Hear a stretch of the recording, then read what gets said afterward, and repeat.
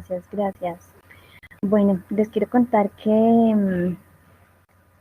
el viernes estaba en clase con el grupo A1 y en medio de la clase regué un botilito lleno de agua. Y nada, pues el computador parece que se dañó. Pues yo espero salvar el disco duro al menos con información, ¿no? Porque hay mucho trabajo ahí.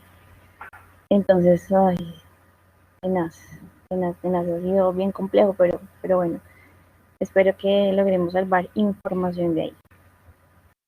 Así que por eso les estaba preguntando hoy un poquito lo de las fallas, mientras podemos ver que salvamos el disco duro y pues yo sé que la información se puede salvar, pero pues igual por ahora no tenía esa información y por eso estaba preguntándoles. Listo, entonces hoy quién me puede ayudar, porfa, con la asistencia.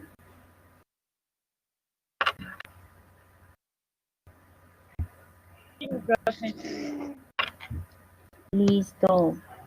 Entonces, Juanita. Presente. Hola, Daniel Alonso.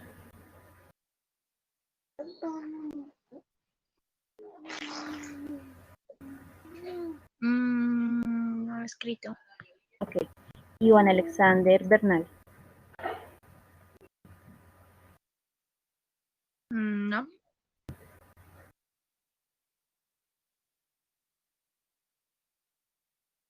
Sebastián Borges.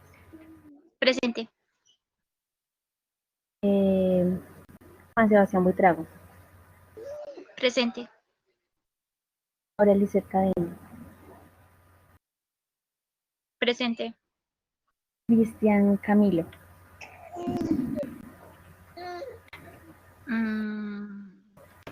No, profe. Julia Alejandra Contreras. Presente. Camila Andrea de Uso.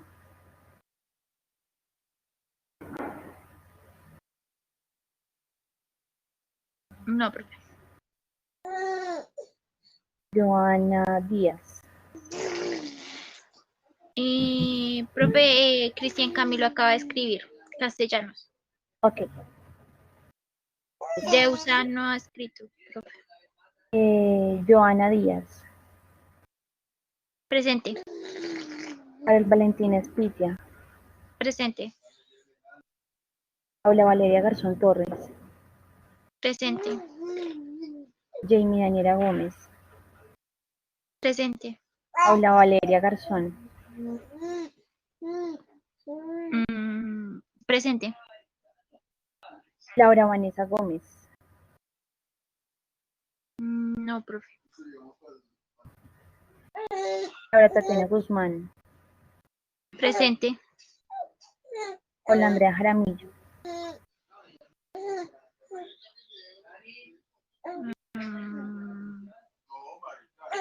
Ya escribió Laura Vanessa Gómez, profe. Ok. Jaramillo no ha escrito, profe. Daniela Maldonado. Presente. Angie Melissa Maldonado.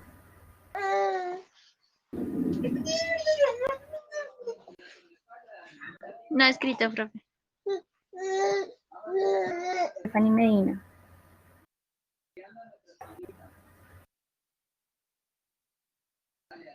No, profe. Presente. Andrea Juliana Mora.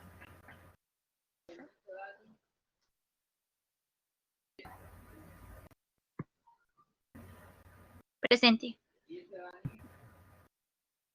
Tina María Moreno.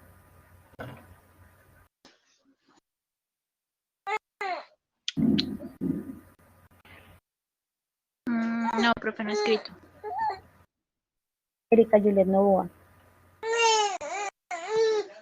Presente. Karen Daniela Osorio. Presente. María Camila Páez. Yo, profe. Gracias. Joan Sebastián Parra. Presente. Laura Camila Pedraza. Presente. Coraima. Presente. Camilo Quintero.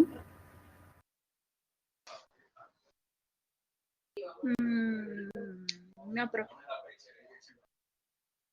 Laura Natalia Ramírez. Presente, está escribiendo. Luisa Fernanda Riaño. Presente. Viviana Salazar. Presente. Laura Alejandra Sierra. Presente. María Fernanda Zapata. Está escribiendo, profe. Yuri Gisela. No, señora.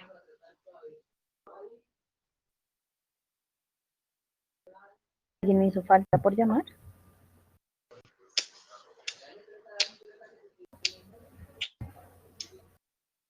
No, profe, nadie escribió. Ok, perfecto. Listo. Bueno, ¿cómo les fue? ¿Cómo les fue con con el repaso el fin de semana? ¿Se acuerdan que teníamos repaso?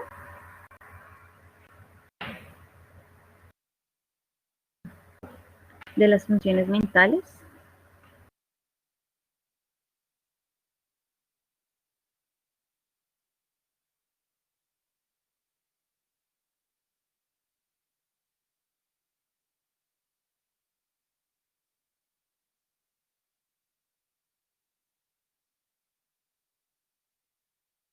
Perfecto.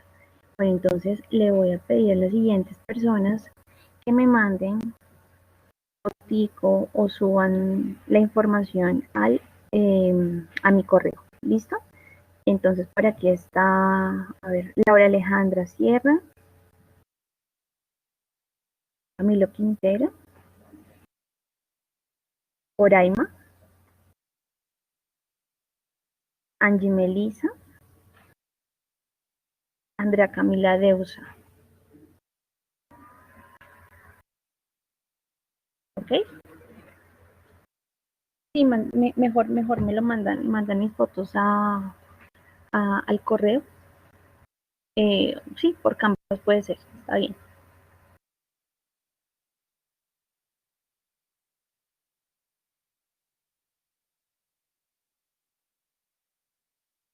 Listo, bueno. Ok, entonces vamos a comenzar nuestra clase de hoy. Hoy básicamente vamos a hablar sobre psicosis y esquizofrenia. Antes de comenzar, quisiera que ustedes me contaran un poco cuál es la definición que ustedes tienen allí en sus mentes cuando escuchan la palabra psicosis o esquizofrenia. ¿A qué se refiere eso?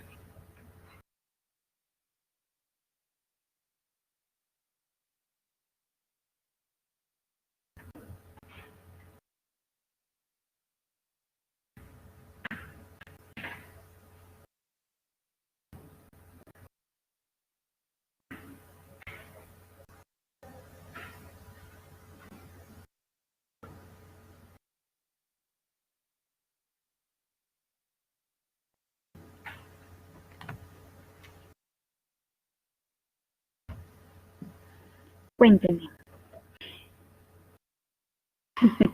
Psicosis me recuerda a la película. ¿Cuál película, María Fernanda? Cuenta. Psicosis cuando una persona como que logra comprender, como que logra, de pronto es que no logra comprender cuál es su realidad, ve cosas, oye cosas, o sea, no. Ajá, sí, entendí. Psicosis, cuando una persona pierde el contacto con la realidad, ¿ok? Muy bien, Lady. ¿Cómo se llama eso, Natalia, de ver cosas y oye cosas? ¿Ah?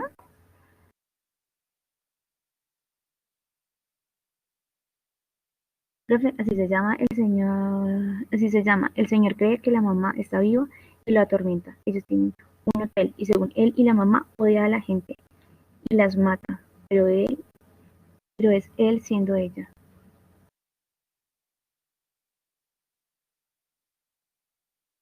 Ok. Iván, espérate, Iván.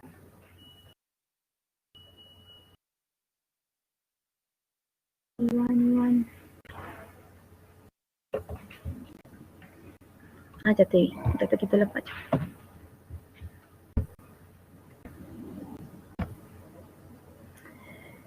Ok. Bueno. Vale, no sé qué está pasando. Hoy tengo asistencia 25 personas. Está muy raro eso.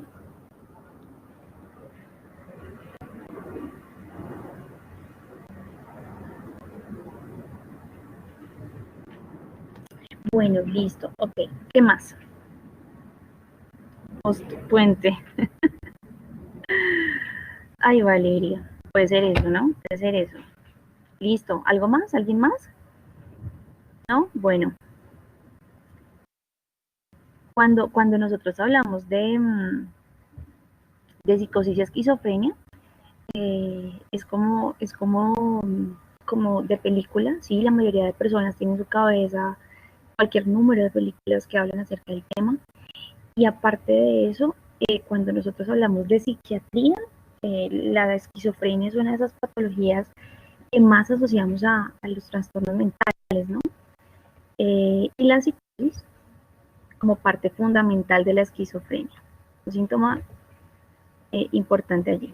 Bueno, este es un reconocimiento a unas estudiantes con las que trabajamos, la psiquiatra Marcela Gamboa y yo, en la Universidad del Bosque.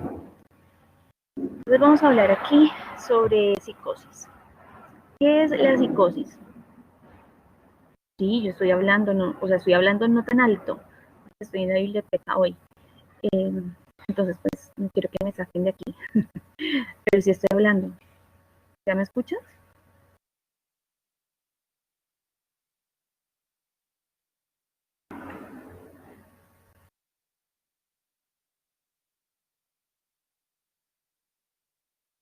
Ay, no, qué horror. No se vayan a dormir, por Dios. Es que aquí pensé que habían cubículos y no hay cubículos. Estoy en la Julio Mario. Pero pues no, evidentemente no hay cubículos porque mi plan era ir a un cubículo y poder hablar como siempre. Me tocó acá, a media voz, me perdonarán. Entonces, ¿todos me escuchan o solamente es Cristian?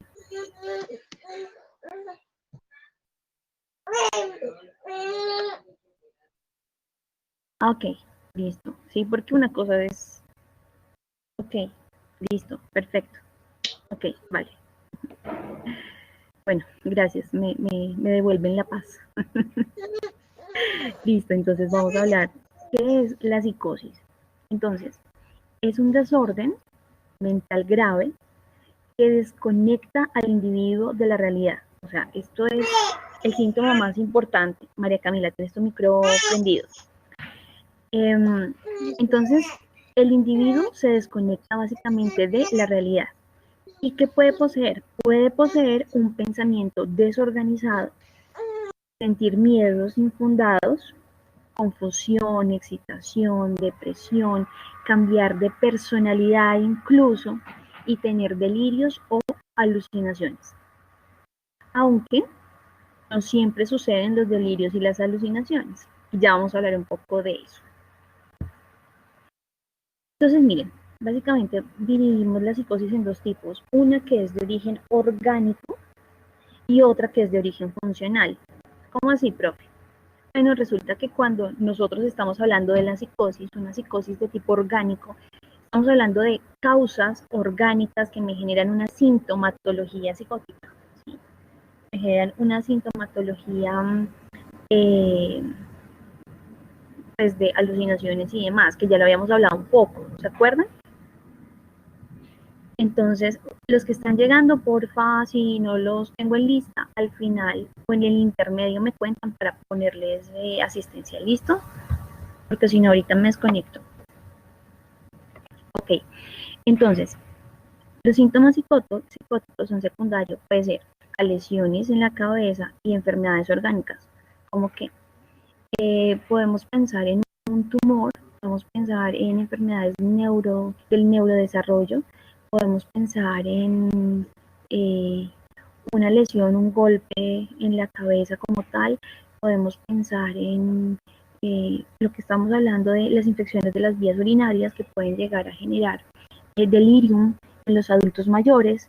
Entonces, hay diversas patologías, infecciones que me pueden generar unos cuadros psicóticos, ¿sí? Entonces, no siempre la psicosis tiene que ver con esquizofrenia.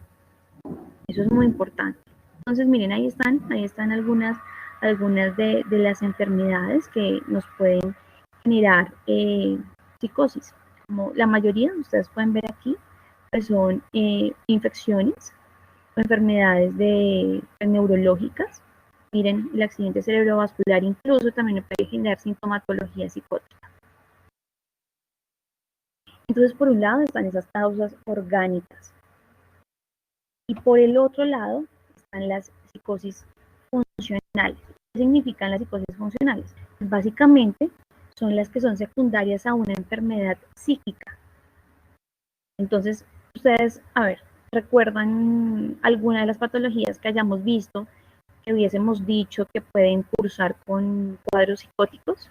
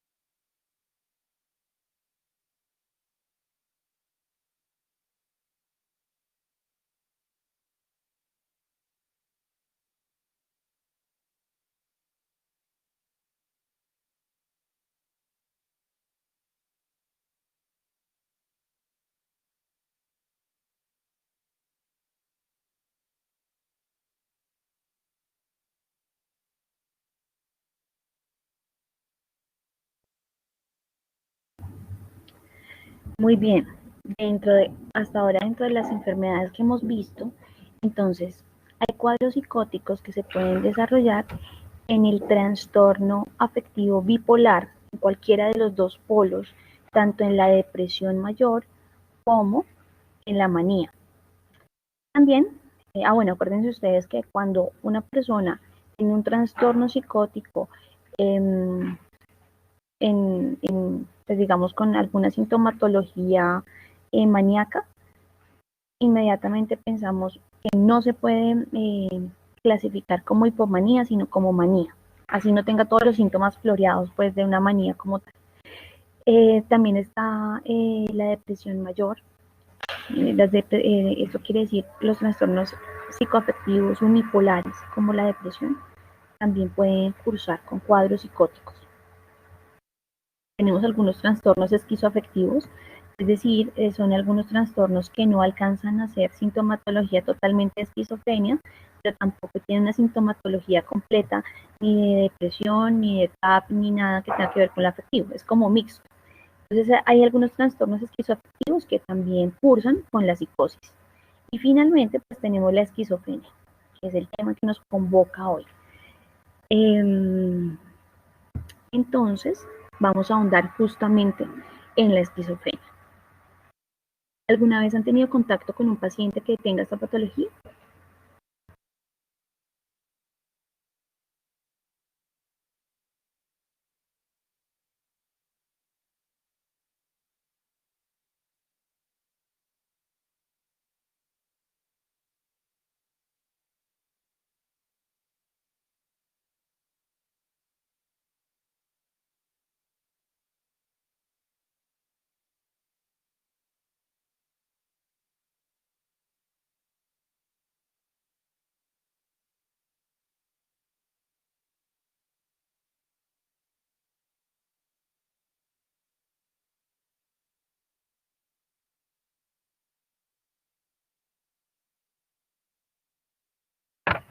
Sí, sí, sí, más que la tenía la tenía en la nevera, ¿no? Una cosa así súper, súper compleja. Era una señora mayor al parecer. Sí, sí, sí, yo escuché, yo escuché. Em, pero también quisiera decirles que a pesar de que salen esas noticias por televisión, no todas las personas que tienen esquizofrenia se comportan de esa manera. ¿Sí? De hecho, es más probable que las personas normales, entre comillas, cometan más homicidios y situaciones como las que usualmente nosotros estamos, eh, digamos, poniendo como peso a una persona que tiene una enfermedad mental, ¿no? Como la esquizofrenia. Hay personas que simplemente tienen los trastornos de la personalidad también, que justamente los llevan pues, a ser asesinos en serie. Y es muy diferente a tener esquizofrenia. Este caso sí fue uno de los pocos que en los que una persona con esquizofrenia pues mata a algún familiar, ¿no? Y también tiene que ver con que no hay un tratamiento adecuado. Un paciente que tiene un tratamiento adecuado pues no tendría que llegar a esas condiciones. Muy bien. Entonces, miren, ¿qué es la esquizofrenia? Entonces, básicamente, la esquizofrenia no se puede definir tan fácilmente. Uno cuando va a diferente literatura va a encontrar diferentes eh, definiciones, porque en salud mental y psiquiatría no hay una última palabra, ¿no? Cuando hablamos de lo mental. Sin embargo, se considera que hay, bueno, es un síndrome, es decir, es un conjunto de síntomas. Esos síntomas pues tienen que ver con que hay unos trastornos en el pensamiento, unos trastornos en la percepción, unos trastornos incluso en el movimiento, comportamientos distorsionados, extravagantes e incluso eh, personas que pueden llegar a tener cambios de personalidad, ¿no? Ok, Valeria dice, se han visto un documental de la niña que tiene esquizofrenia y un número le mata al bebé y debido a eso los papás se separan para proteger al bebé. Ok, sí, yo escuché. Entonces, todos conocen las historias dramáticas de algunos pacientes con esquizofrenia, que son los que salen en los periódicos y en las noticias. Básicamente ese es el acercamiento que hay en el grupo en general. Es lo que noto y es totalmente normal porque los medios de comunicación, de alguna manera, cuando hay alguien que mata o es violento con otra persona, dice, ese es un enfermo mental. Entonces, cuando ponemos la palabra, ese es un enfermo mental, entonces estamos estigmatizando a las personas que tienen un trastorno mental. Eh, y eso tenemos que cambiarlo. Obviamente que sí, que hay situaciones y que, pues, que las hemos visto, ¿no? Pero no, de ninguna manera, tenemos que generalizar. Entonces, a ver, la etiología, ¿qué hace que una persona desarrolle esquizofrenia? Entonces, primero decir que es una enfermedad multicausal, tiene básicamente aspectos tanto biológicos como psicosociales. A nivel biológico, pues encontramos básicamente, y para mí es la más importante, la teoría de la predisposición genética, la teoría de la bioquímica y neuroestructural del cerebro, la teoría perinatal, los cambios y los cambios que suceden sobre todo en el primer trimestre de embarazo, que al final lo que va a generar es una predisposición a la esquizofrenia, la teoría de la deficiencia vitamínica, y a nivel psicosocial también tenemos otras variables como la teoría ambiental o cultural, la teoría psicológica, algunas teorías psicológicas, y la teoría psicofisiológica. Entonces, a nivel biológico, mmm, siempre que atiendo de alguna manera a alguien que tiene un trastorno de esquizofrenia, siempre le pregunto por su historia familiar. Usualmente hay alguien en la familia que ha tenido un trastorno mental. Entonces, fíjense ustedes aquí, Un gemelo tiene una similitud genética de un 100%, pero el riesgo real de padecer la patología es acerca de un 46%. Hijos de dos pacientes, es decir, de dos personas que tengan esquizofrenia, también un riesgo de un 46%. Hijo de una persona, de uno de los dos padres que tenga esquizofrenia, similitud genética del 50%, pero con un riesgo real del 13%. Un hermano, entonces tienen una similitud genética del 50%, pero tienen un riesgo del 10%. Y las personas, de pronto como ustedes o yo, que pues no tenemos ningún familiar que tenga ningún trastorno mental relacionado con la esquizofrenia, pues tenemos un 1% de riesgo. Entonces imagínense, aquí comienza a subir el riesgo y lo que yo he notado pues es que sí, que la mayoría de personas que tienen el trastorno pues han tenido un familiar con el mismo. Ahora, hay una hipótesis, que la hipótesis, bueno, las hipótesis de la bioquímica o de la neurobiología en general. Entonces, ¿qué encontramos aquí? Básicamente, tranquilos, es que las vamos a verlas una a una.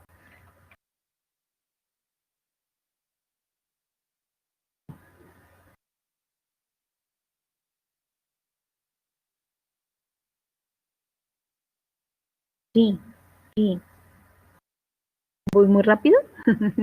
Gracias por decirme. No, si voy muy rápido, me voy a detener un poquito más.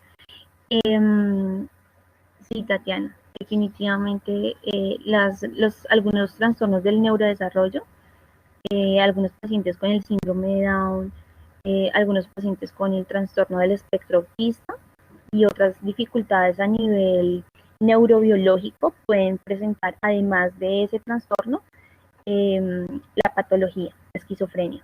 La esquizofrenia usualmente se viene a desarrollar en la adolescencia, que es cuando se comienza a dar la patología. Entonces sí, sí es posible, claro que sí, es un factor de riesgo.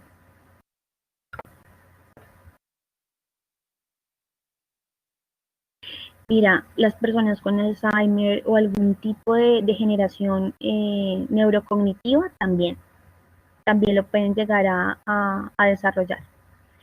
Bueno, más que esquizofrenia, no, más que esquizofrenia, ¿sabes qué es? Sintomatología psicótica. Más que eso es sintomatología psicótica porque la esquizofrenia como tal, tú la desarrollas en edades tempranas, es decir, hacia los 25, 30, máximo 40 años, ¿no? Pero es muy raro que una persona mayor comience con esquizofrenia.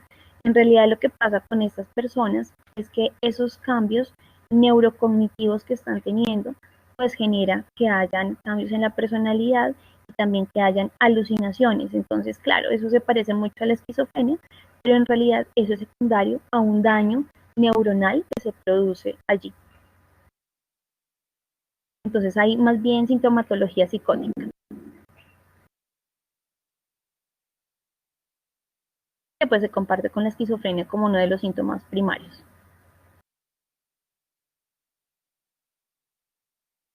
Sí, es más psicosis, ajá, más ideas delirantes, más alucinaciones visuales, alucinaciones auditivas, ese tipo de cosas. Sí, ok, vale. Entonces, cuando nosotros estamos hablando de la esquizofrenia, utilizamos algo que se llaman los medicamentos antipsicóticos, ¿no?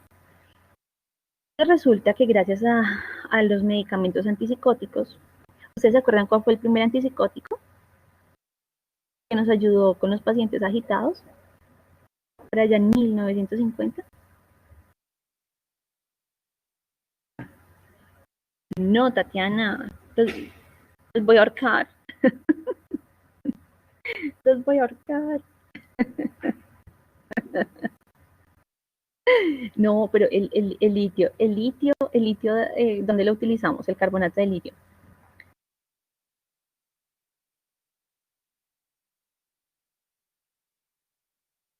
Ajá, clorpromacina, no conté, no sé, la clorpromacina.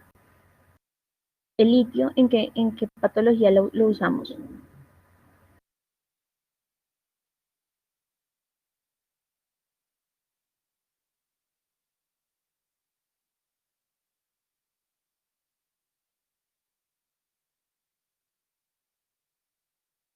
El carbonato de litio.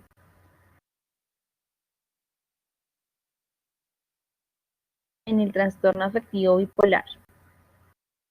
Muy bien.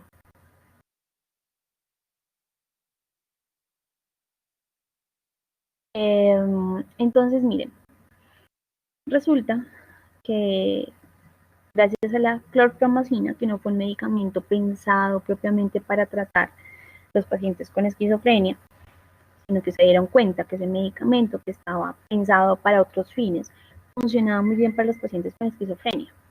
Lo que se dieron cuenta era que estos medicamentos disminuían la cantidad de dopamina a nivel cerebral. Entonces ahí surge la hipótesis de la dopamina, que dice que si aumenta la dopamina, pues hay una alteración en la comunicación celular, lo que al final va a generar una aparición de alucinaciones y delirios. Hay otra cosa que sucedió en el camino y es que las anfetaminas también aumentan la dopamina y usted tiene como parte de los efectos de las anfetaminas la psicosis. Entonces usted también puede tener personas con alucinaciones, puede tener con personas pues, con una desorganización mental importante, entonces también aumento de dopamina. Y sobre esta hipótesis es que nosotros hablamos de los trastornos, perdón, del tratamiento desde psiquiatría con los antipsicóticos. Es decir, que pues está la teoría hasta ahora con mayor fuerza y que es con la que nos basamos para hablar de los trastornos o de este trastorno en general. Hay otra, hay otra teoría que habla sobre el circuito defectuoso. Básicamente dice que hay una deficiencia en la entrada de información, es decir, aquí en las neuronas se filtra información relevante, no relevante, entonces resulta que pasa información sin filtraje, como pasa información sin filtraje, entonces esto me va a generar una sintomatología psicótica. Y a esto le llamamos un circuito defectuoso, a esa falta a esa entrada de información básicamente sin filtrar. Ok, aquí hay otra que habla básicamente de que hay una disminución en el líquido cefalorraquídeo y hay una disminución en el tejido cerebral. ¿Qué encontramos en exámenes diagnósticos como la TAC o como el PEP? Entonces encontramos en el TAC que hay un agrandamiento de los ventrículos cerebrales y hay una atrofia cortical.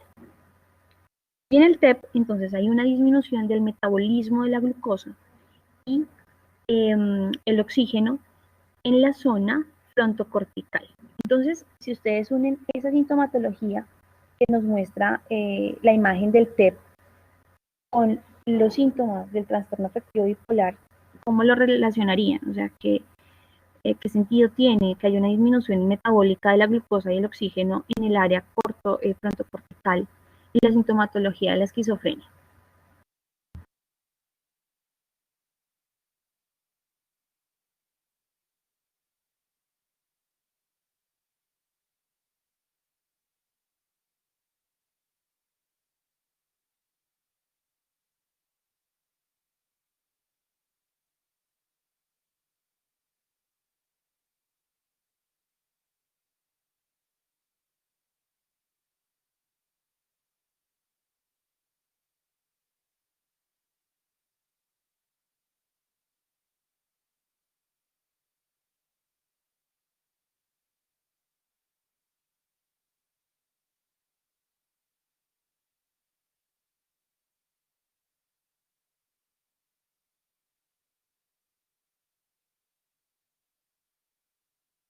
Profe, ahí no sería, pues que básicamente esa área es la que controla como la conducta del individuo.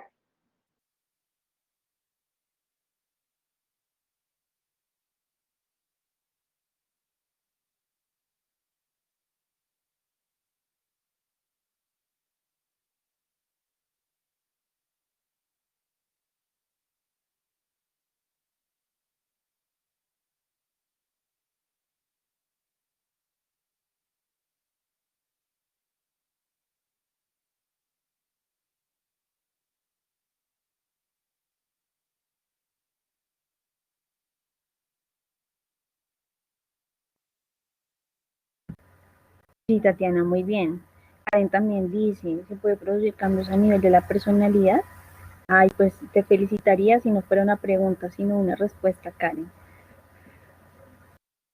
Entonces sí, básicamente nosotros, acuérdense ustedes que en el área frontocortical es un área ejecutiva donde nosotros encontramos el juicio, el raciocinio, básicamente todo lo relacionado con nuestra personalidad, con la toma de decisiones. También nos permite modular la manera en que nosotros expresamos nuestras emociones. ¿Sí? Entonces resulta una zona fundamental. Si nosotros encontramos en un TEP que hay una disminución en el metabolismo de glucosa y de oxígeno, quiere decir que esas neuronas están sufriendo porque nosotros justamente necesitamos glucosa, por supuesto oxígeno, para lograr hacer todo el metabolismo celular, ¿cierto? Entonces esto me va generando un daño. ¿Qué es lo que sucede aquí? Aquí hay una gran duda frente a la etiología, porque es lo que nosotros a veces podemos decir que fue primero el huevo o la gallina. Entonces en este caso es, ok, primero ¿qué se dio? Primero se dio una disminución en el líquido cefalorraquídeo, en el tejido cerebral, y después se dio la esquizofrenia, o quizás fue primero la esquizofrenia la que generó estos cambios a nivel cerebral. Esa es la gran pregunta. ¿Por qué? Pues porque básicamente cuando se hacen estos exámenes y se encuentran estos cambios, estamos hablando de pacientes que ya llevan mucho tiempo con la esquizofrenia, porque en estadios iniciales no es tan fácil pues, tener una amplia variedad de pacientes a las que se les puede hacer estos exámenes, porque siempre queda la duda de qué tipo de patología es. Entonces, la mayoría de evidencia está en personas que llevan mucho tiempo con esta patología de forma crónica. Entonces nos queda la duda que fue primero, ¿no? Sin embargo, pues todo apuntaría que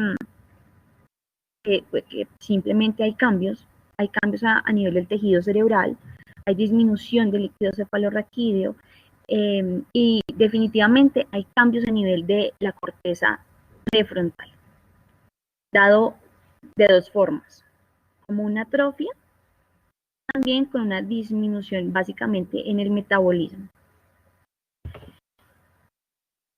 Hay otras hipótesis, como por ejemplo la hipoxia neonatal, la desnutrición o la inanición de las mujeres, sobre todo en el primer trimestre de la gestación, que sea de alguna forma relacionado con el desarrollo de la esquizofrenia pues en otras edades, y también la exposición, increíblemente, a la influenza, especialmente en el último trimestre de gestación. Eso no quiere decir que si la persona, si un niño tiene hipoxia, va a tener esquizofrenia. No. Eso no quiere decir que si la mamá se expuso a influenza, va a tener esquizofrenia. No. Pero sí se sabe que hay una relación, una correlación, que nos indica que puede haber un mayor riesgo si estas situaciones suceden. Y aparte, pues si hay una historia genética familiar que los haga más predisponentes al desarrollo de la patología. También está la teoría de la deficiencia vitamínica. Entonces, ahí hablamos de personas que tengan deficiencias graves en la vitamina, especialmente la vitamina B, B1, B6 y B12, y también la vitamina C. Y esto va muy relacionado también con lo psicosocial. ¿Por qué? Esa es una pregunta muy importante, Diana, que sucede especialmente con las vitaminas, especialmente en el primer trimestre de gestación, es que gracias a estas puede dar mejor, de manera adecuada, todo lo que es el neurodesarrollo, eh, pues del feto, del embrión. Acordémonos que en esos 3 primeros meses, entonces está desarrollando todo lo que es el sistema nervioso central, y para eso necesitamos que haya una cantidad importante de vitaminas, y especialmente lo que se ha estudiado es que la ausencia de estas vitaminas de forma grave, complejo B y vitamina C, hacen que los niños tengan una mayor predisposición al desarrollo de la esquizofrenia e incluso también en adultos que pueden tener una disminución en estos dos. ¿Cuál es el mecanismo exactamente? Bueno, eso es lo que tenemos que entrar también a analizar porque simplemente se han hecho estudios donde se logra determinar que hay una disminución de estas vitaminas, ¿sí? Pero no se explica de manera clara cómo se da esta fisiopatología, así como pasa pues, en varios trastornos mentales. Y para nosotros es más claro pensar en el aumento de la dopamina como cuadro explicativo de la esquizofrenia que cómo funciona exactamente este tipo de teorías. Simplemente se saben que tienen alguna relación. También esto va muy unido con la teoría psicosocial. ¿Ustedes alguna vez han escuchado la palabra epigenética?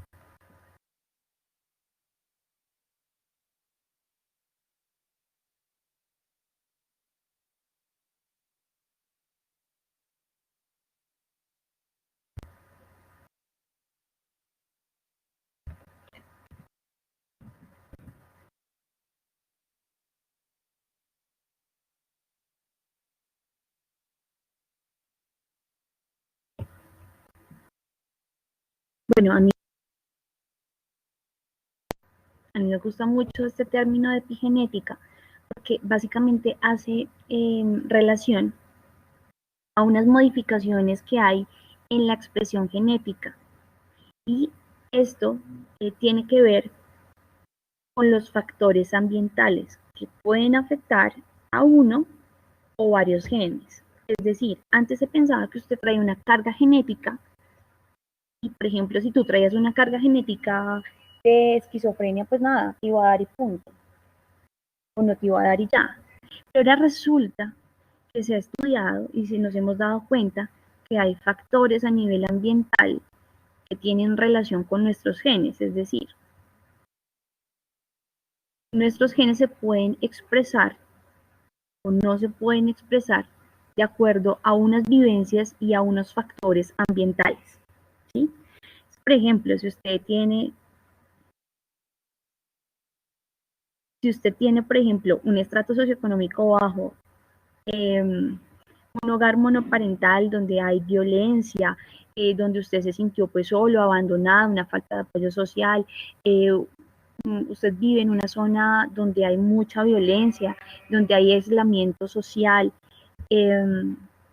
entonces ese tipo de situaciones a nivel ambiental y también un poco familiar van a generar unos cambios a nivel genético, lo que va a hacer que se exprese más o menos un gen. Esto es muy interesante porque lo que estamos diciendo es que nuestros genes se pueden modificar o no con el ambiente. Y hoy en día pues es un área de estudio porque claramente nos interesa saber exactamente qué factores y en qué medida esos factores afectan nuestros genes, ¿no? Es decir, qué tanto me puede afectar a mí a nivel genético haber vivido situaciones de maltrato en mi niñez, ¿sí? Entonces ahí hay un gran espacio en blanco donde estamos comenzando a estudiar y es muy interesante el área de la epigenética. Hay otras teorías como la teoría psicológica, especialmente esta es del área sistémica. Ustedes se acuerdan que en psicología, pues digamos que hay diferentes escuelas, ¿no? Y una de ellas es la sistémica. Y entonces desde allí intentan explicar el por qué una persona sufre de esquizofrenia. Entonces, ellos postulan, por ejemplo, que hay una relación de deficiencia muy importante materno-filial, o sea, entre la madre y el bebé. Hay una alteración grave en las relaciones interpersonales y una exposición repetida a vínculos, a situaciones de doble vínculo. Entonces, ¿a qué hace referencia a esas situaciones de doble vínculo? Por ejemplo, si ustedes encuentran en la pared un aviso que dice no lea este aviso, ustedes hicieron lo correcto, tenían opción de hacer lo correcto.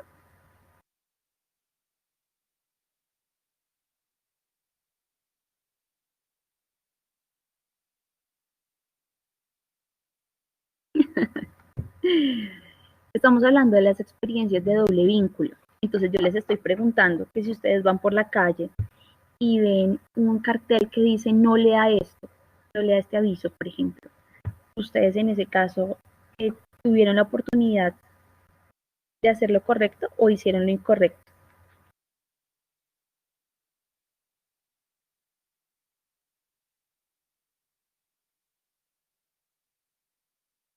O sea, no. Claro, pero es que la única manera de saber qué es lo que uno no puede hacer es haciendo lo que dice que no haga. ¿Sí? Entonces es un juego, ¿no? Por otra parte, por ejemplo, aquí hay otro ejemplo, ¿no? Siempre debes alejarte de las posturas extremas.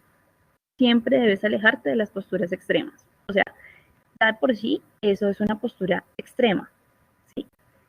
Entonces, si me alejo de esa postura, no estoy obedeciendo a lo que me dice, pero si obedezco lo que me dice, no estoy siendo fiel a lo que me dice la misma frase. ¿Sí me hago entender? Siempre debes alejarte de posturas extremas. ¿Has dejado de pegarle a tu mujer?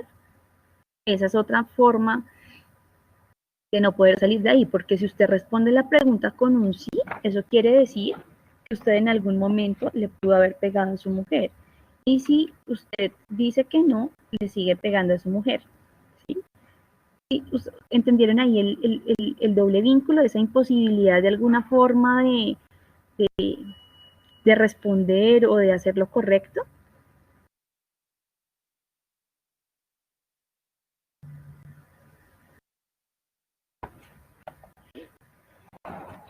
Tatiana.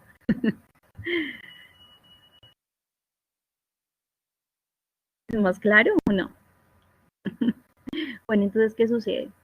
Cuando hay un niño, y sobre todo que está siendo criado por alguna persona que tiene un trastorno mental, le puede decir, siéntate y coloreas. Vas a sentar y vas a colorear. El niño va y se sienta a colorear. Y de repente le dice, ¿tú qué haces coloreando? O sea, desorganiza totalmente el cerebro del niño porque el niño dice, ok, o sea, me dijo que coloreara, que me sentara, que coloreara lo que tengo aquí en mi hoja, pero a su vez me está regañando porque me senté a colorear, o sea, ¿qué tengo que hacer? Es decir, como que yo haga lo que haga, lo voy a hacer mal. O sea, cualquier opción está mal. Entonces eso genera un doble vínculo. Y en algún momento, él puede decir, eh, por ejemplo, el teléfono.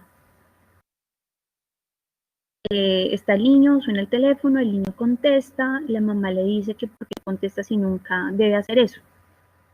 Y lo regaña.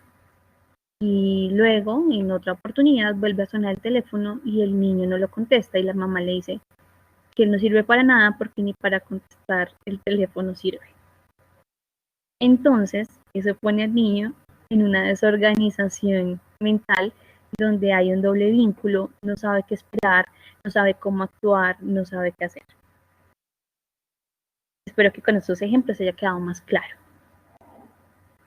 Entonces, eso es lo que postula, pues así como en forma muy resumida, esta teoría.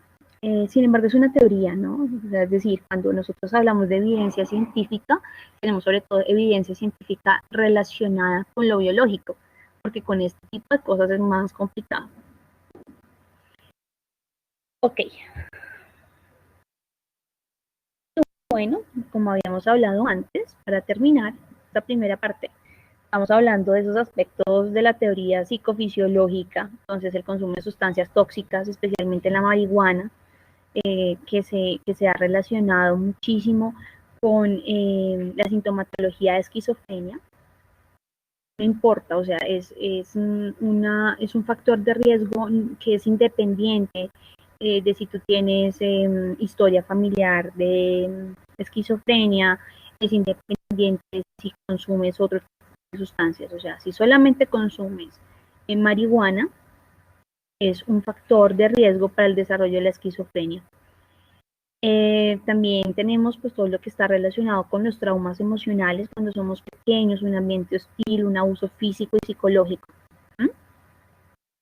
Todo esto pues hace que nosotros tengamos mayores riesgos del desarrollo de la esquizofrenia. Ok, entonces, importante que recuerden que la esquizofrenia es una enfermedad multicausal, que hay múltiples teorías. Sin embargo, dado pues lo que he estudiado, hay una mayor evidencia sobre esas causas biológicas relacionadas pues, con lo genético, con esa historia genética. ¿Ok? Bueno, mis queridos, vamos a ir a tomar algo, mi cafecito, galletica. Nos vemos en unos 7 minuticos. Les voy a leer una historia. Entonces tráiganse su cafecito para que no se duerman mientras les leo. Ya nos vemos.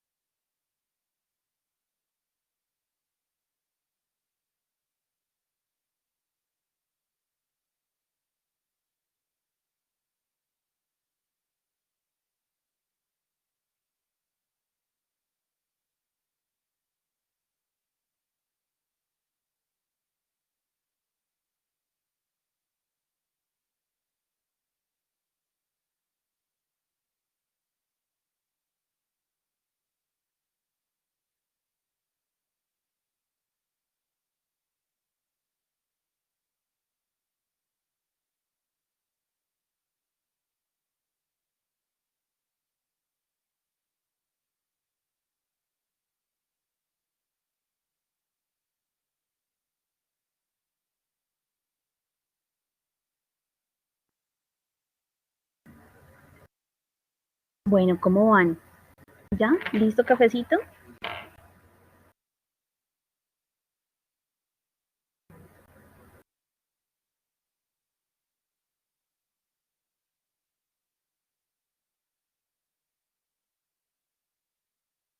Bueno, entonces vamos a leer.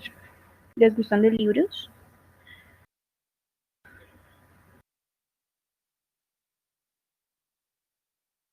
Bienvenidos a la radionovela de 5 de la tarde.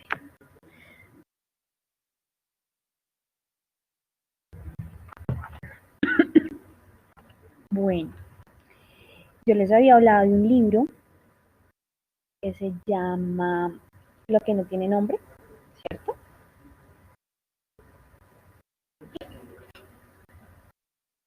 Es un libro de Piedad Bonet. Creo que aquí alguien se lo leyó, ¿no?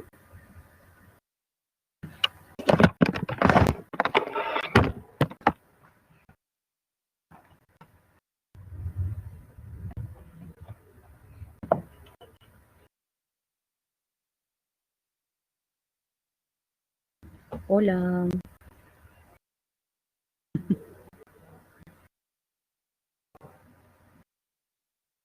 ¿Están? Listo.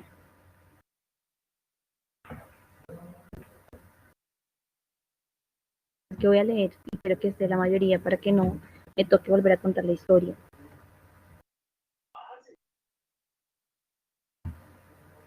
A ver, encuesta. ¿Quiénes ya llegaron?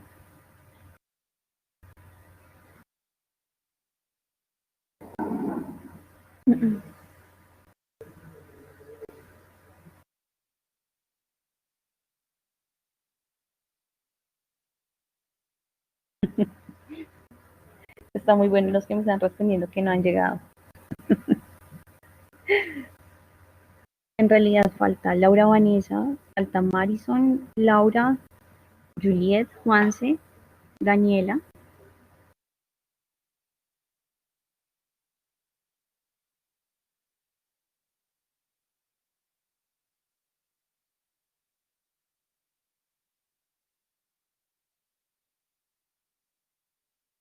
Daniela, Juan Sebastián, Juliet, Laura Camila, Laura Vanessa. Bueno, entonces esto dice así.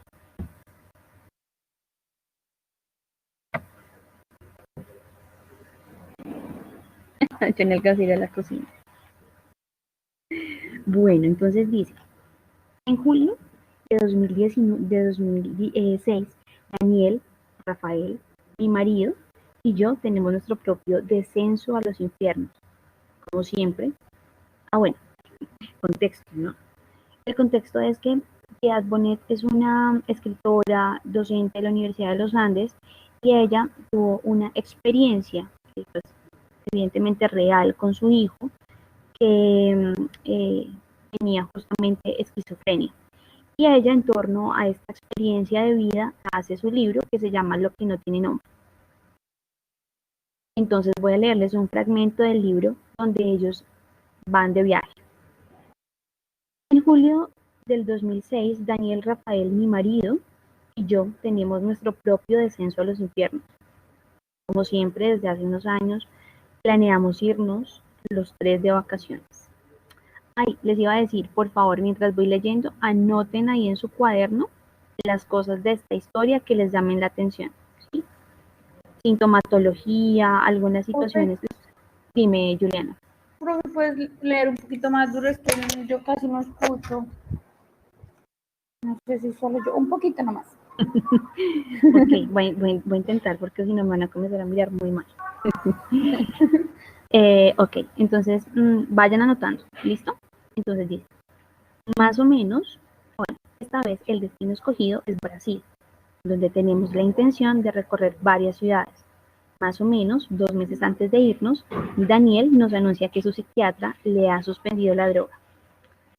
Nos preocupamos un poco, pero decidimos no interferir por una cuestión de respeto tanto con el médico como con el paciente, y también porque secretamente creemos que es una señal de recuperación de la enfermedad, aunque esta empieza de que ésta empieza a remitir y tal vez desaparezca para siempre.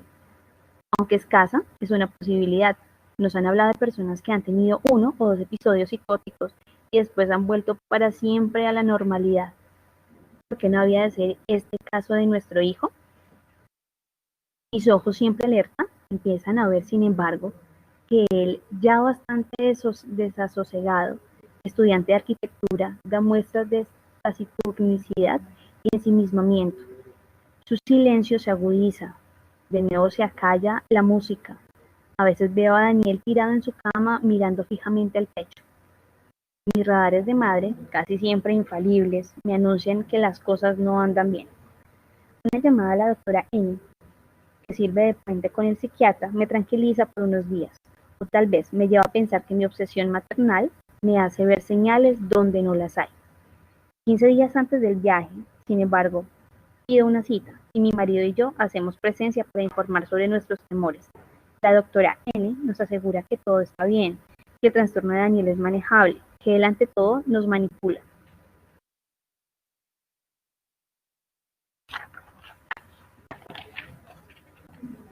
El parte pues es de tranquilidad y comenzamos confiados nuestro viaje. Al atardecer llegamos a Recife, una ciudad desarticulada, un tanto ruinosa, pero con un bello corazón antiguo donde abundan canales, puentes y iglesias. Nuestro hotel, muy confortable, está ubicado en Piedades, un lugar de bellas playas, pero rodeado de calles inhóspitas, talleres, un comercio más bien sórdido. Desde nuestro balcón, en el piso 10, divisamos el mar, su extraña playa de arenas amarillo cúrcuma totalmente vacía. A la hora de la comida, Daniel nos habla con entusiasmo de muchos planes que le rondan la cabeza y otra vez de sus insatisfacciones. Va y vuelve del arte a la arquitectura, pero ya no con la angustia, sino con fe en las opciones futuras. También habla de un posible trabajo en la biblioteca. De todos modos, hay en su discurso una excitación extraña, emociones que se traducen en cierta vibración en la voz, una hipersensibilidad generalizada que me produce una enorme ternura. De vuelta al hotel, donde dormimos los tres en la misma habitación, comienza de repente a llorar y a temblar, en lo que conjeturo es un ataque de pánico. Que ha sido muy duro, repite incesantemente. Yo hace 3 años no conecto la neurona. Y confiesa que se asusta de verse, de reconocer sus limitaciones. En medio de sollozos, nos confiesa que tiene paranoia. Nos acusa, sobredimensiona cualquier palabra nuestra. Su papá le dijo, me cansé, yo que era un bobito. ¿En serio crees que soy un bobito?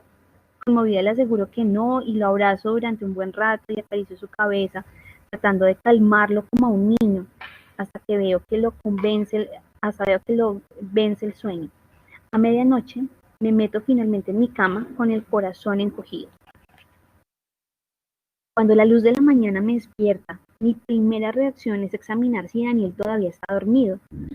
Con sobresalto constato no solo que su cama está vacía, sino que la puerta del balcón ha sido abierta y que el viento se cuela por ella con tal fuerza que las cortinas se mecen con violencia.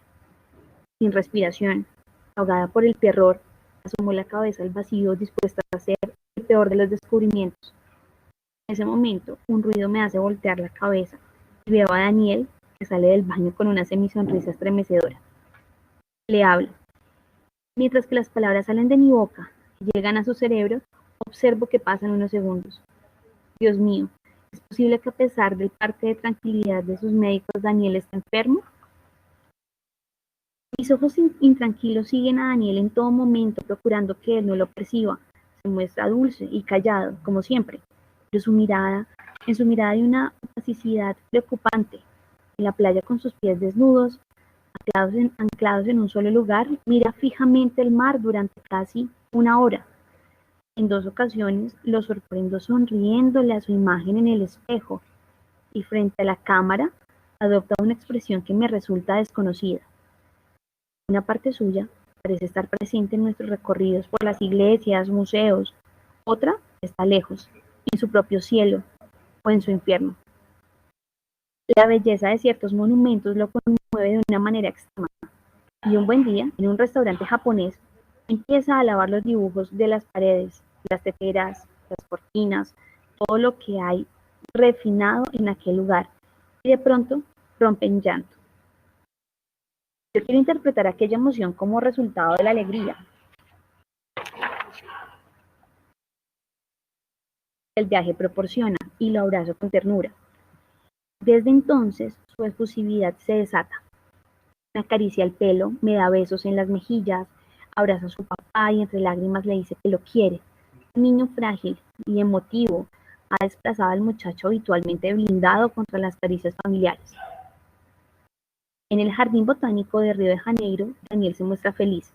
Nos asegura que jamás había percibido con tal intensidad la frescura del aire en sus pulmones, el olor de la hierba, de las flores, y respira de manera afectada, entrecerrando los ojos y acercando su mejilla a la corteza de los árboles. Esto no es normal, me digo. Hay aquí desmesura, desequilibrio. Por una extraña coincidencia, yo he llevado para leer durante el viaje una breve pero excelente biografía de Virginia Woolf.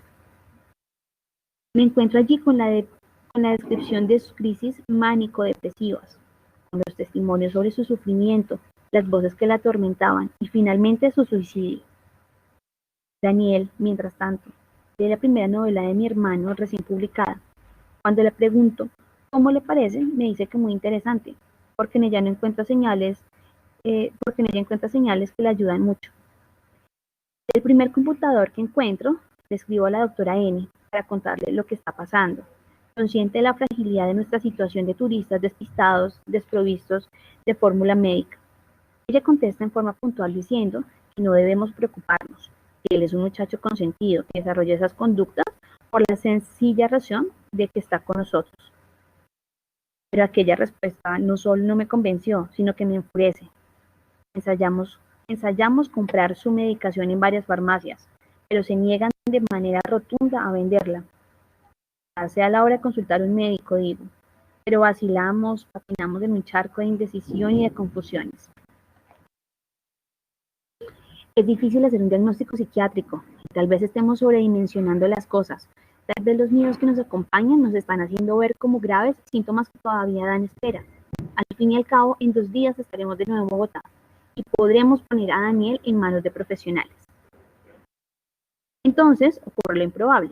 Mientras hacemos la fila en el aeropuerto para chequear nuestras maletas, nos encontramos que el Bair ha quebrado y que todos sus pasajeros quedamos en el más completo abandono. Bueno, entonces ahí como que continúa la historia de todo lo que han tenido que vivir, es porque les cancelaron el vuelo, porque pues, la compañía quebró. Entonces ahí me salto ese pedacito y seguimos.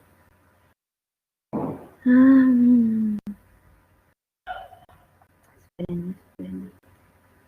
Bueno, ahí duraron 5 días. 5 días ahí intentando devolverse a Bogotá. Entonces dice, la reciente emergencia hace que el aeropuerto de Sao Paulo esté atestado esta mañana. Daniel se ve como desde hace unos días, un poco adormilado, aunque también por ratos ligeramente excitado con el viaje. Chequeamos nuestras maletas cargadas de ropa sucia y ya aligeradas de su peso atravesamos los controles de seguridad. Todo parece ir bien hasta ahora, aunque no nos abandona la tensión de saber que todavía hay algo un poco perturbado en el discurso. Entonces, cuando la joven empleada de la aerolínea anuncia que nos preparemos para embarcar, Daniel se retira unos cuantos pasos de nosotros y nos dice muy serio, papá, mamá, yo me quedo. Con su mano derecha levantada hace un breve saludo de despedida, da media vuelta y echa a correr. Un muchacho grande, fuerte, de modo que sus zancadas hacen que se pierda pronto entre la multitud. En cuestión de segundos mi marido reacciona, lo sigue. Lo caza, lo toma con violencia del brazo y lo sacude. Daniel le grita, le pega. Yo comprendo que la violencia es lo único en lo que no podemos caer y acaricio a Daniel. Le pido que se calme, que tenga paciencia. Le recuerdo que solo en unas horas nos separan de Bogotá. Debemos salir de allí y regresar a casa. Lo tomo de la mano y es así como entramos al avión, donde lo ubicamos con prudencia en la ventanilla. ¿Habrá dolor? Me pregunta Daniel en medio del viaje y añade, ¿me ayudarás a llegar al final? Mis recientes temores se confirmaron con esas frases y con su recurrente y exaltado pedido de inocuos medicamentos que he llevado al viaje en un pequeño bolso dentro de la cartera. Ya vamos a llegar a Lima, Dani, tranquilo. ¿Será que en Lima hay un lugar alto? Desesperada, sabiendo de lo inútil y hasta lo ridícula de mi iniciativa, lleno su boca de gotas de homeopatía. Cada tanto descubro que mira con terror y en cierto momento me dice tembloroso que yo no soy su mamá. Claro que soy su mamá, le digo. ¿Te acuerdas que de niño me enrollabas el pelo con el dedo mientras te dormías? Sonríe. Ah, entonces sí, dice.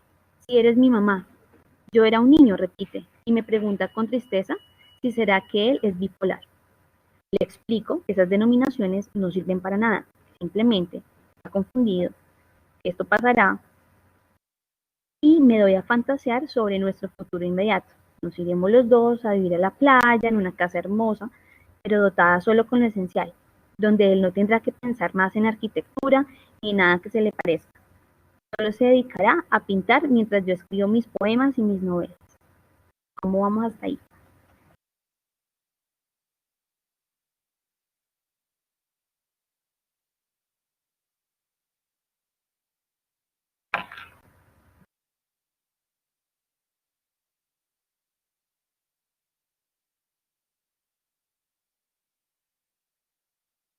Ok, entonces continúo. A medida que las horas pasan, y son muchas, Daniel se agita cada vez más, amenazando con levantarse cada tanto. Cuando alega que necesita ir al baño, mi marido lo acompaña aterrorizado, temiendo que pueda pasar algo por el camino. Aprovecho ese momento para pedirle a una azafata que le informe al piloto que tenemos una emergencia psiquiátrica y que en nuestra llegada a Lima necesitamos urgente un médico. Al volver a su silla, Daniel pide auxilio a gritos porque ha descubierto que nosotros queremos matarlo y se identifica como el hijo perdido de PB. Los pasajeros guardan un aterrado silencio. Yo le pido al hombre que está sentado al otro lado del pasillo, con discreción, que nos ayude a controlarlo si es necesario. Entonces el piloto anuncia, nos aproximamos al aeropuerto internacional Jorge Chávez, y yo hago un último esfuerzo de contención antes de dejar salir incontrolables lágrimas. Los tres permanecemos en nuestros asientos, mientras con lentitud van saliendo los demás pasajeros. Una vez baja el último, entra un médico y 3 enfermeros auxiliares. Nos levantamos para recibirlos, damos el nombre del paciente y nos apartamos para que puedan acercarse. Daniel, soy el doctor. El recibimiento de Daniel es una contundente patada en el muslo que deja al médico tambaleando. Los enfermeros y los pilotos que han estado esperando junto a la cabina se lanzan entonces sobre aquel muchachón convertido en Hércules. Forcejean con él, lo arrastran por el estrecho pasillo. Uno de ellos lo inyecta en el glúteo que la otra mano ha dejado al descubierto. Y Daniel deja entonces de luchar, se vence, cae de rodillas golpeándose en la cabeza con los asientos que lo rodean. Ya está.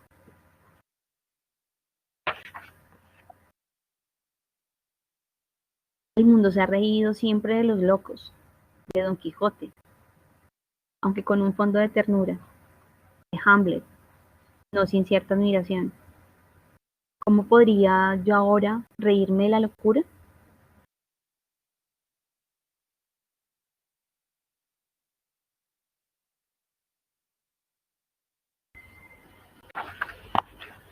Bueno, aquí ya me salto otro pedazote y aquí ya están en la clínica.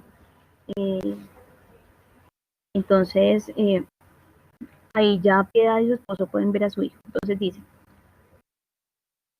lo saludo apretándole la mano. No, espera. El médico nos ha prevenido con delicadeza desde el día anterior. La medicación que se le ha aplicado a Daniel es tan fuerte que es posible que nos impresionemos al verlo, incluso que no reconozcamos en él a nuestro hijo. Yo le pido con voz tensa por el pánico que me explique. ¿Es posible que su cabeza cuelgue sin fuerza sobre su pecho?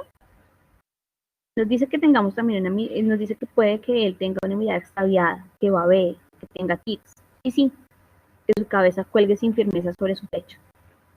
Esta mañana, pues, al entrar en su cuarto, estoy temblando, pero inmediatamente respiro con alivio.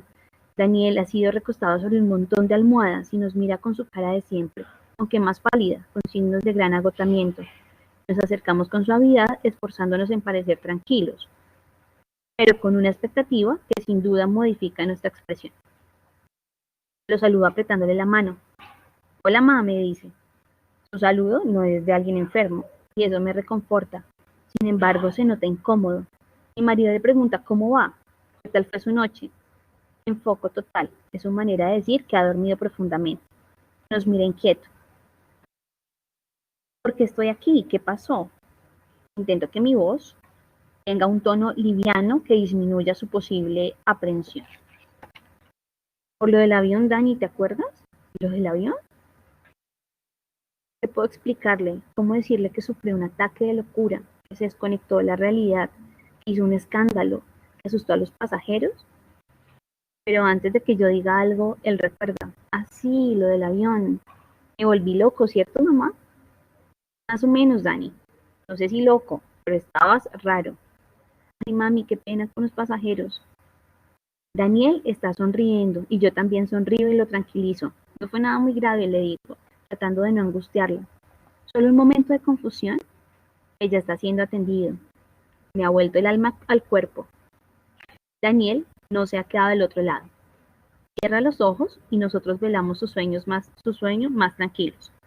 Cuando despierta un rato después, su pregunta hace que el corazón me suba a la garganta.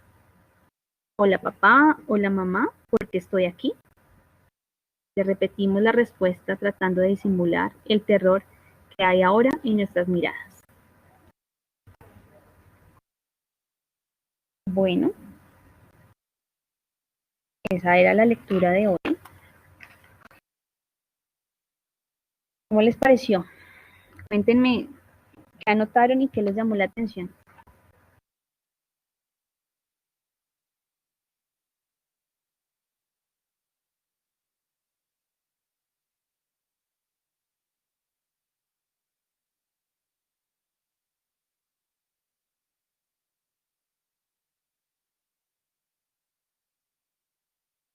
Sí, es un fragmento de mi libro.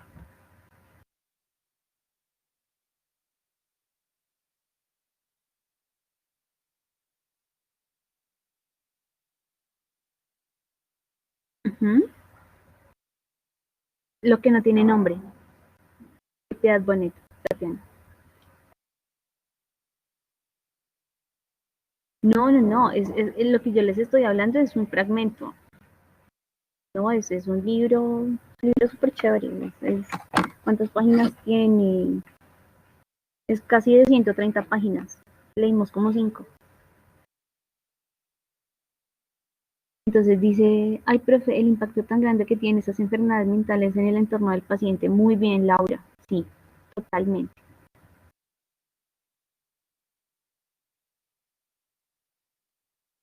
¿Qué más encontraron ahí?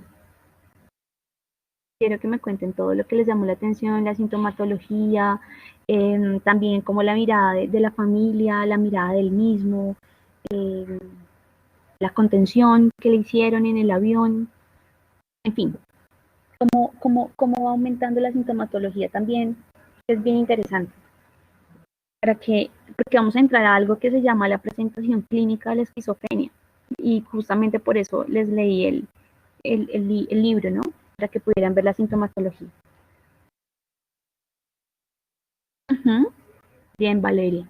Sí, fíjate que ahí hay un discurso médico eh, que de alguna manera desconoce el conocimiento de la mamá como esa persona que conoce a su hijo y que está con él todo el tiempo. Y esa es una gran reflexión para nosotros como personal de la salud frente a que quienes están al lado de él son sus familiares y necesitamos escucharlos. Realmente ponerles atención a lo que están diciendo y no prejuzgar, ¿no? Él no percataba del daño que le hacía a su mamá. Los repentinos cambios de personalidad y de comportamiento con sus padres, un momento los trata con cariño, el otro momento los acusa por querer matarlo. A mí me da piedra el hecho de que todos se tomaban como bobo, como si no fuera una persona. Es un cambio de personalidad tan drástico que los papás no sabían cómo tratar la sintomatología que presentaba su hijo, que él se sentía confundido y también la agresividad que presentó cuando le pegó al médico. Bueno, si hablamos de sintomatología y hablamos de términos médicos, el examen mental, ¿ustedes qué encuentran allí? En el examen mental, de entrada.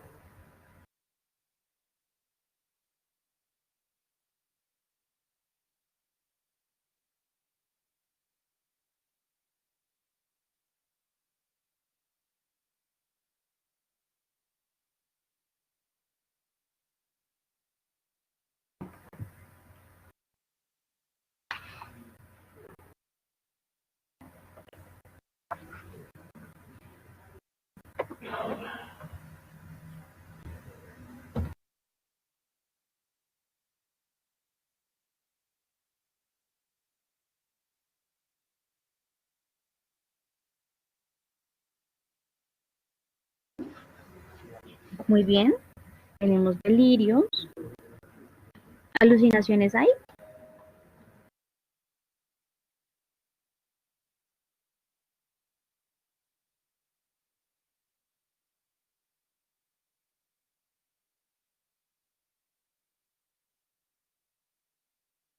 Sí. A nivel emocional, ¿qué encontramos? ¿Cómo lo describirían ustedes a nivel emocional?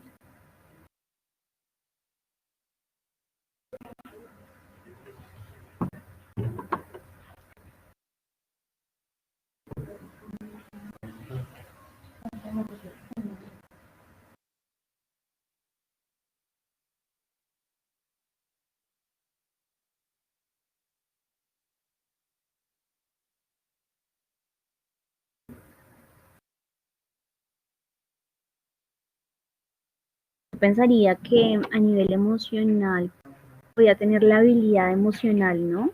Unos cambios emocionales que varían muy, muy rápidamente.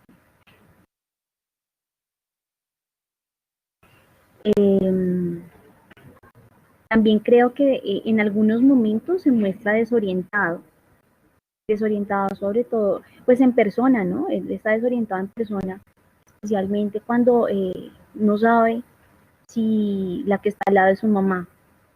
Probablemente también está desorientado en tiempo, en espacio. Trastornos del sueño. Entonces parece ser que comenzó con insomnio o no.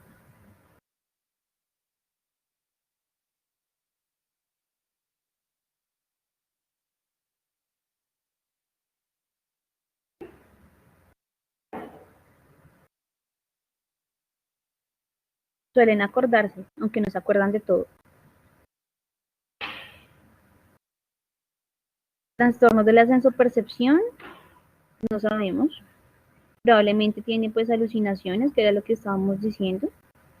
En trastornos del pensamiento, pues entonces tenemos terror nocturno pudo ser lo que tuvo.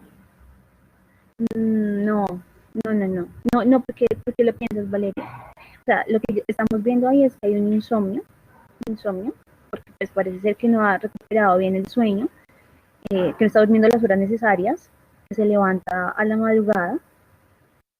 En pensamiento, pues lo que nosotros podemos encontrar es que por lo general, o bueno, en la parte final, sobre todo se tornó un poco más ilógico. Fíjense ustedes cuando estaban hablando de ir al museo, que él comenzó pues como a besar todo lo que había en el lugar y el arte y demás y la tetera, o sea, eso ya era un poco ilógico, pero todo termina siendo ilógico cuando termina de subirse al avión y habla lo que habla. En el discurso, ¿qué podemos encontrar en el discurso? Incoherencia, ¿no? Hay un discurso incoherente.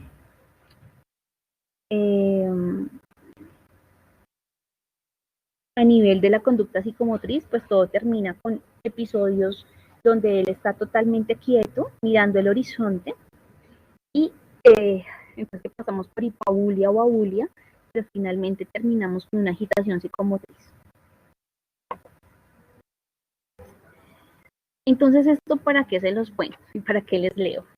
Esto es para hablarles un poco de la presentación clínica de la esquizofrenia.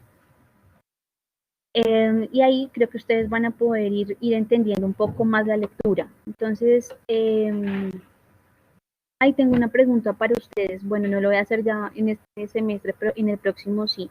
¿Es mejor que yo lea el libro o es mejor que yo coloque una fotografía del texto que estoy leyendo en la plataforma para que ustedes me sigan la lectura?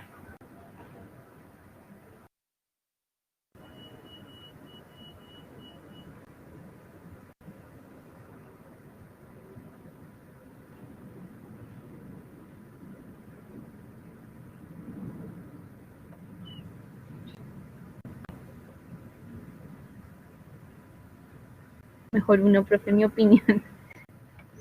Nosotros ir siguiendo la lectura. Sí, o sea, es decir, como que yo coloco la lectura, pero también voy leyendo. Sí, ok, perfecto. Sí, porque se pueden distraer, ¿cierto? Listo, ok, vale, gracias por sus aportes. El próximo semestre lo haré así. Un poco, dice Sebastián, cómo se nota que no puso atención. Bueno, entonces, la clasificación. Entonces, hay una sintomatología que es positiva y otra que es negativa. Entonces, cuando nosotros hablamos de esquizofrenia y de los síntomas, sobre todo tenemos en cuenta los positivos, que reflejan un comportamiento evidente de la esquizofrenia. ¿Cuándo es evidente? Cuando la persona está psicótica o cuando tiene un pensamiento súper distorsionado, súper ilógico. Ahí es claro, hay una sintomatología positiva. Pero en cambio, en los negativos, pues entonces en esa sintomatología negativa no es tan evidente, no hay alucinaciones, el pensamiento no es claramente distorsionado. Vamos a hablar de cada uno de los síntomas. Entonces, por ejemplo, aquí, en los síntomas positivos, pues encontramos las alucinaciones. Las alucinaciones que se dan por lo general en las personas con esquizofrenia son visuales, auditivas y somáticas. Las primeras son auditivas, ¿sí? Esto es muy importante. ¿Y qué encontramos en esas alucinaciones auditivas? Que básicamente son percibidas como voces, ¿sí? Es decir, voces que se dirigen a la persona en segunda persona. Por ejemplo, en tercera persona, perdón. Tú.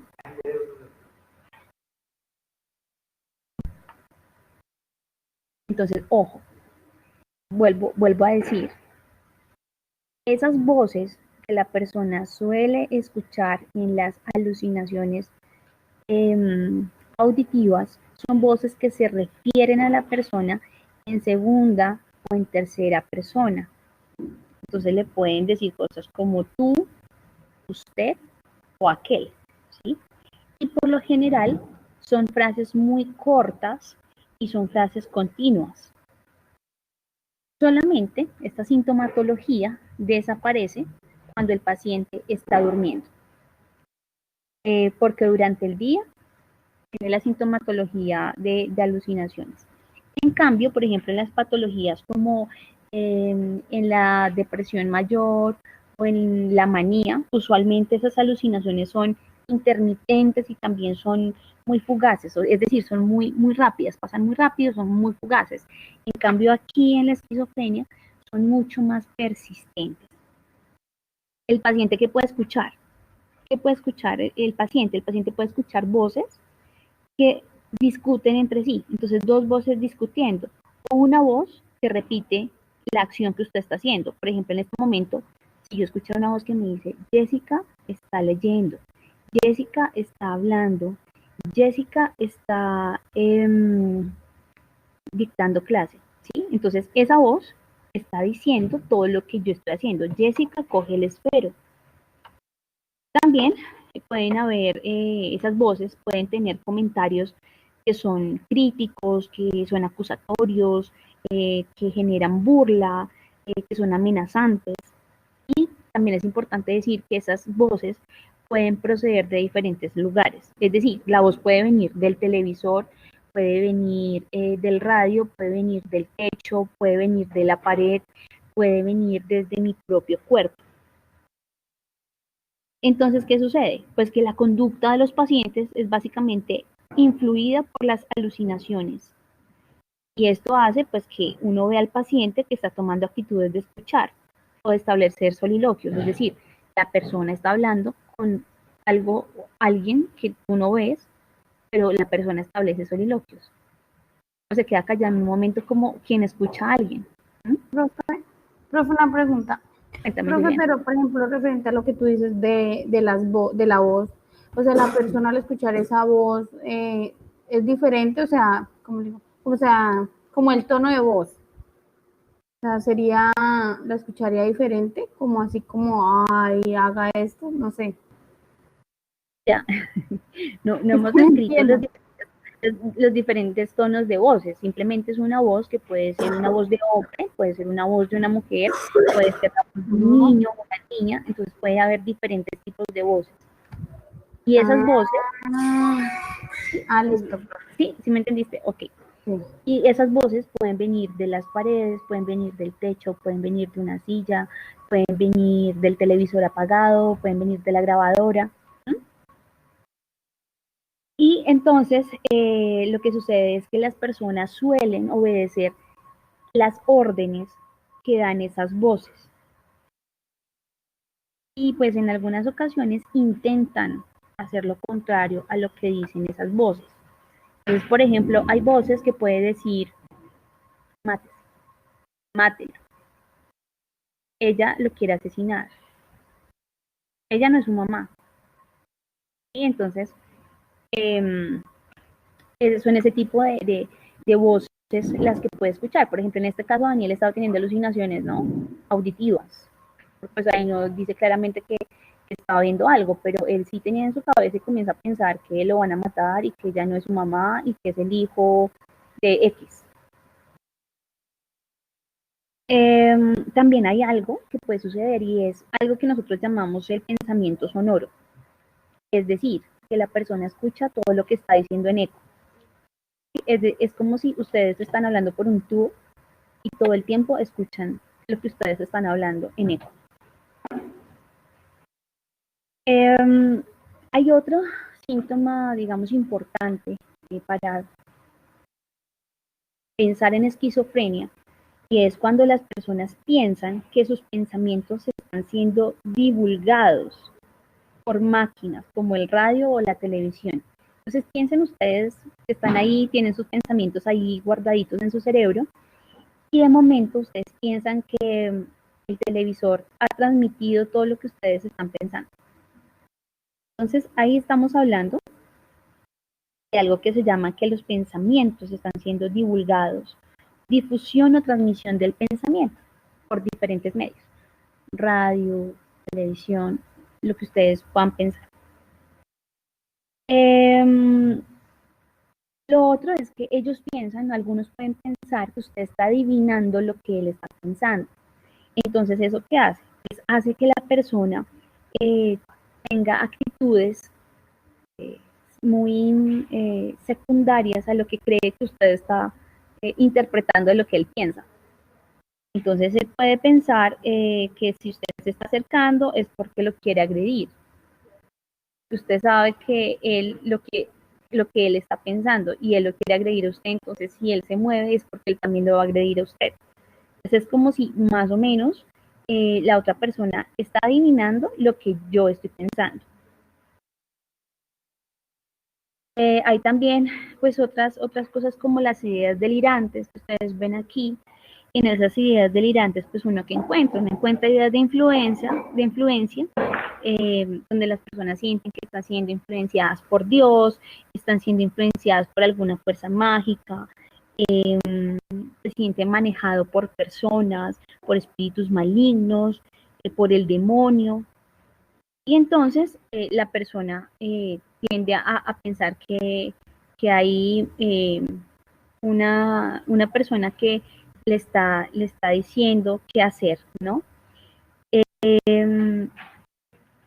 Personas también suelen tener o pueden tener ideas delirantes de tipo persecutorio. Entonces, que creen que lo van a matar, creen que lo van a herir, etcétera. Entonces, por eso las personas tienden a malinterpretar lo que los otros están haciendo. E incluso pueden tener ideas autorreferenciales, es decir, que todo lo que hay en el entorno tiene que ver con ellos. Entonces, si alguien se movió, es porque está pensando en venir a mí con un arma y matarme. Si dos personas están murmurando, es que están murmurando acerca de mí, se están burlando de mí. Entonces, están referenciales.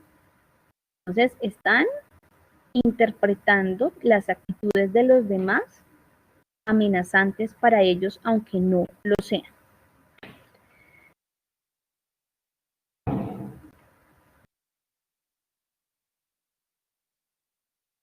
También encontramos sintomatologías como la agitación psicomotriz, que fue lo que le sucedió al final a Daniel, donde la persona, claro, si está en alucinaciones, está teniendo ideas delirantes, pues es una persona que se puede estar sintiendo en riesgo su vida, o también puede tener alucinaciones donde hayan voces que le está diciendo que mata al otro, que le pega al otro, que salga corriendo, etcétera, y eso hace que las personas puedan tener una agitación psicomotriz. Y la pérdida y desconexión de la realidad fue lo que le comenzó a pasar a Daniel. Digamos, hubo una sintomatología que fue de menos a más, ¿no? Hasta que llega al aeropuerto y les dice a los papás como yo me quedo, ¿no? Sin pensar en absolutamente nada, sino simplemente yo me quedo. Y llegando hasta el hecho de no reconocer o no creer que la que está a su lado es su mamá. Muy bien. Entonces, esos son los síntomas positivos. ¿Son claros para ustedes?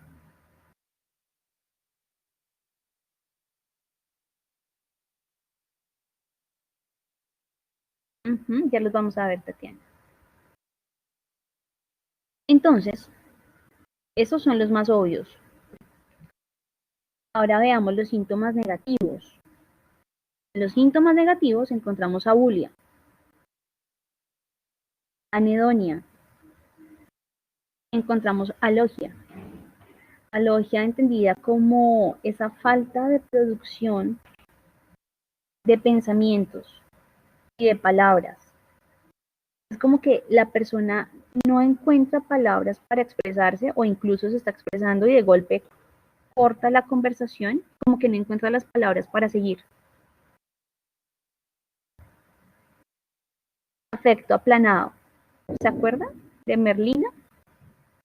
Afecto aplanado. Ni alegría, ni tristeza, ni nada. Catatonía. Cuando hablamos de catatonía, que lo habíamos hablado en la función motora, estamos hablando de esas posturas extravagantes que puede tener una persona por mucho tiempo. También está la apatía. Entonces, básicamente, esa es la sintomatología negativa. Ahora les pregunto yo a ustedes, ¿ustedes vieron esto en Daniel, en la historia? Que es afecto aplanado.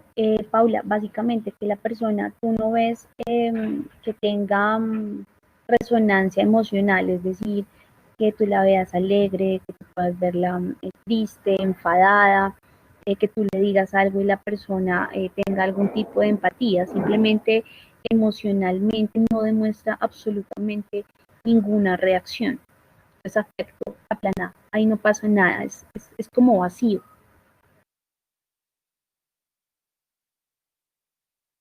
Ok, catatonía. ¿Por qué catatonía, Juliana? ¿En qué momento? Y para los demás, ¿qué síntomas negativos tuvo Daniel?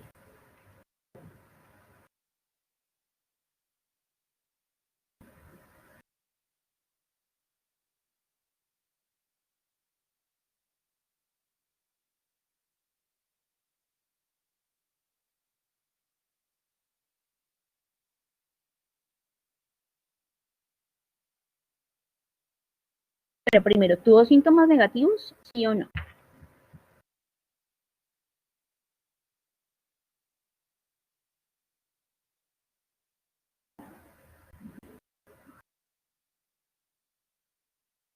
Horas viendo la playa. En ese caso, uno podría pensar, dice acá Paula que no, John Sebastián también dice que no. Y la respuesta es que sí. Sí tuvo, pero no todos. Por ejemplo, tuvo abulia o hipobulia. ¿Se acuerdan ustedes al principio de la historia donde la mamá decía como, o sea, que comenzó a verlo acostado en su cama, mirando al techo fijamente por horas? Estuvo en la playa, era un poco lo que decía Juliana, por horas. ¿Sí? Entonces ahí vemos que hay una disminución claramente de la conducta psicomotriz. Eso no es normal. Bueno, anedonia, pues no porque lo que nosotros encontramos allí era que él estaba disfrutando el paseo, que incluso hubo momentos donde parecía que estaba muy, muy emocionado por lo que estaba viviendo. La logia tampoco fue muy claro. El afecto aplanado, más que el afecto aplanado, fue ese afecto que variaba entre no expresión de nada y la expresión de todo. Apatía, eso es relativo también, y la catatonía, que ahí quiero decirte, Juliana, que no es catatonía. ¿Por qué? Porque la catatonía se refiere a que la persona queda como estatua, ¿sí? Queda estatua en una posición extraña. Acuérdate tú del Chavo del Ocho. ¿Sí? Eso significa una catatonía. Mira, por ejemplo, la imagen de esta mujer catatónica y se queda ahí quieta, absolutamente quieta. Entonces nosotros podemos encontrar algunos síntomas negativos, especialmente abulia. El silencio, acuérdense ustedes que hubo un momento donde ella decía que él comenzó a estar muy silencioso, que la música ya no estaba, entonces como que también estaban síntomas negativos mezclándose con síntomas positivos, hasta que llegamos a los síntomas positivos completamente, que fue ahí donde se dio la necesidad de atención. Entonces esto para decir que nosotros podemos encontrar en las personas sintomatología positiva y negativa. En unos puede ser más predominante la sintomatología positiva que la negativa y en otros más la negativa que la positiva. Es más fácil, obvio, darse cuenta de la esquizofrenia cuando hay unos síntomas positivos o no. En cambio esto uno lo puede confundir con depresión, ¿no les parece? Abulia, anedonia, logia, afecto aplanado, catatonía, pues uno puede pensar como no, la persona lo que tiene es un trastorno, un trastorno depresivo, ¿sí? Entonces ahí se puede confundir. Es importante decir, en cuanto a la presentación clínica de una persona con esquizofrenia, que estos trastornos hay que tratarlos porque generan secuelas a nivel cerebral. Hay algo que se llama una sintomatología de esquizofrenia residual, que al final es lo que queda de tantos episodios psicóticos. La persona va teniendo dificultades a nivel cognitivo, va teniendo dificultades para concentrarse o para funcionar normalmente a lo largo de la vida. Entonces, hay personas que quedan con esas secuelas y es muy importante el tratamiento porque cada vez que la persona tiene una sintomatología psicótica, está perdiendo neuronas, ¿sí? Es como si usted tiene una persona con un ataque convulsivo, un estatus convulsivo, o sea, usted tiene que tratar eso porque la persona está sufriendo, sus neuronas están sufriendo, necesitamos medicamentos, ¿sí? Lo mismo pasa aquí. Y bueno, luego pues bueno, mañana hablaremos un poco de la clasificación de la esquizofrenia, porque pues hay varios tipos de esquizofrenia.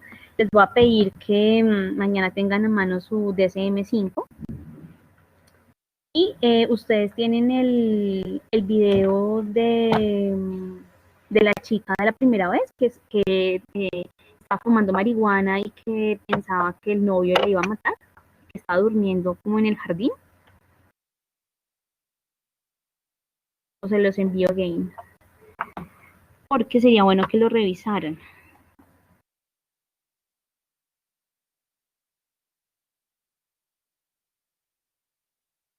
Ok, les va a pasar el link, espérenme un segundo.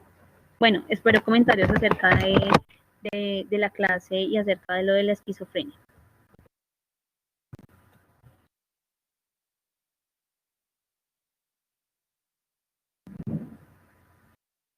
¿Qué aprendieron hoy? ¿Qué se llevaron hoy?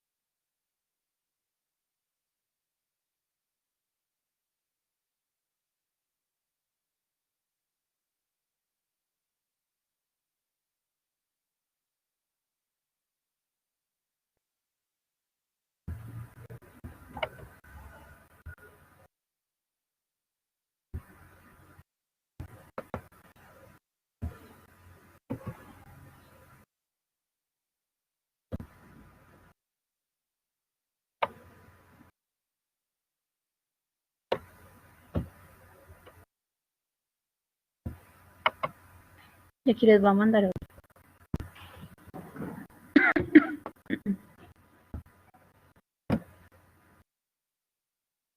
Entonces les voy a pedir que lo revisen, revísenlo los dos. Estoy pensando en hacer un examen, un quiz así como largo acerca de lo que hemos visto. No sé, ahora lo estoy pensando. Yo creo que voy a hacer un examen de todo el contenido del segundo corte el viernes. Me parece importante. Entonces, prepárense porque voy a hacerles examen ese día de todas las tareas que les he puesto, de todas las lecturas, etcétera. Aún no sé qué plataforma voy a usar, pero les voy a hacer quiz. ¿Listo? Bueno, un quiz con tendencia a examen para que ustedes se puedan preparar un poquito más para el examen del segundo corte, como que podamos ver cómo van. No quiero que me pregunten de fechas porque ustedes tienen eso montado en la plataforma. Juliana está en módulos. ¿Listo? Entonces yo creo que les voy a hacer un parcial así súper super fuerte. Me voy con toda. Eh, y entonces miramos cómo les va. ¿Listo? Entonces, porfa, a estudiar. Pero eso sí, esa nota va. O sea, es decir, la nota de ese quiz va. De ese quiz parcial. Para que lo sepan. Bueno, muchachos. Un abracito para todos. Una feliz tarde. Cuídense. Mañana seguimos hablando sobre esquizofrenia. Perdónenme el tono de la voz hoy, pero pues estoy aquí en la biblioteca. Antes no me han sacado. Cuídense mucho. Nos vemos mañana. Chao.